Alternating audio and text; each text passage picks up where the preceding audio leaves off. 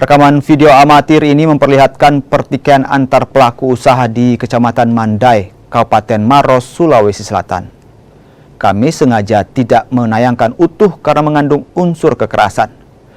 Kejadian ini bermula saat korban bersama rekannya mendatangi rumah terduga pelaku untuk membicarakan permasalahan bisnis yang mereka jalankan. Kedua pihak tersulut emosi saat pembicaraan tidak menemui titik terang. Saling serang pun terjadi hingga saling kejar menggunakan senjata tajam dan airsoft gun. Ketersinggungan juga dialami oleh terduga pelaku saat korban mengeluarkan kata-kata yang dinilai mengancam dan menghina istri pelaku. Satuan Reskrim Polres Maros yang tiba di lokasi langsung mengamankan terduga pelaku bersama barang bukti sebilah badik. Sementara korban yang terkena tikaman langsung dilarikan ke rumah sakit. Terjadi percakapan di rumah pelaku itu, ada ketersinggungan kata-kata sehingga menyulut emosi kedua belah pihak.